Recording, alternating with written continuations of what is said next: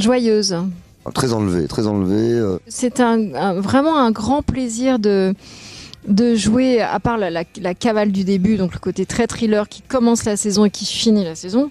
À partir de là, de jouer un imbroglio amoureux avec Ravalek, qui est mon amour de jeunesse, qui vient squatter chez moi, chez Marcan, avec un sans-gêne absolu qui veut me reconquérir.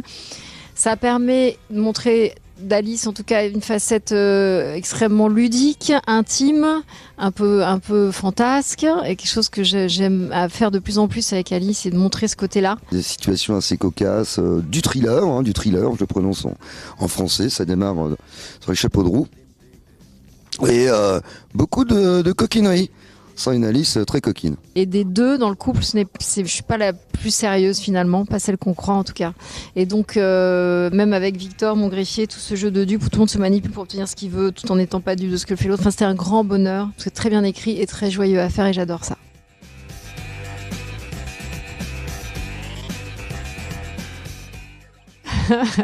Romantique. À l'écoute. Romantique, voilà, j'ai enfin ma demande en mariage en bonne et due forme, vraiment, faite par Marcan. Je l'accepte avec je me suis beaucoup amusée sur ce coup-là, franchement. Tu peux mettre 2-3 affaires dans ton placard. Bien sûr, fais comme chez toi. Oh oui, bien sûr, fais comme chez toi. Qu'est-ce qu'il y a ? Oui, puis il est jaloux, quoi. Il est jaloux parce qu'il y a un autre mâle dans la place, donc c'est drôle, voilà. Donc c'était ludique aussi. Un bon mari, il essaie de se rattraper quand même. Putain, le mariage a été foutu en l'air, le mec, il s'est quand même marié avec quelqu'un, quoi. Le traiteur qui a attendu, 80 personnes de prépayées, une cavale. Quand même, est-ce que tu as envie de rester avec un mec qui te fait tout ça ? Tu flippes un peu, quoi. Il culpabilise un petit peu, quoi. Mais bon, il est plus que dévoué.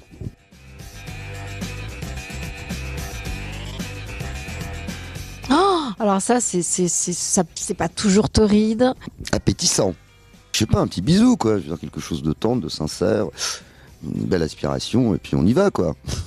Il faut savoir que Jean-Michel est un peu un acteur à la Gabin, Lino Ventura, c'est-à-dire qu'il n'y a pas vraiment de rapprochement possible. Donc c'est toujours, on fait des choses autrement.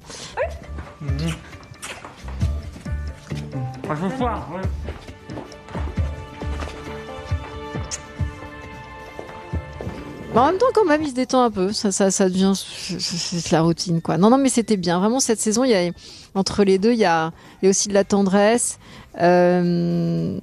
Franchement, je crois que je me suis jamais autant amusée dans une saison que cette saison-là.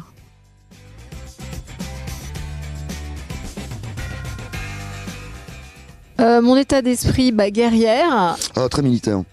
Très à l'heure, 2 heures je me lève 2 heures avant. Prête à affronter une nouvelle journée, c'est-à-dire avec toute l'énergie que j'ai.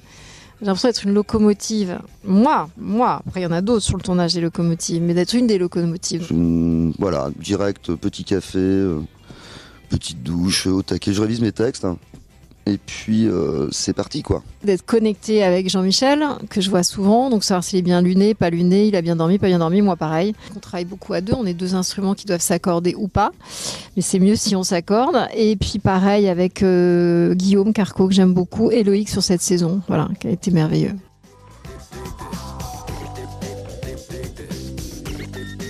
Loïc, fantastique. Il est bon lui aussi. C'est quelqu'un qui écoute beaucoup, donc qui joue avec les autres et qui est très drôle, qui a vraiment ce sens du timing et qui a compris son personnage parfaitement. À tout à l'heure.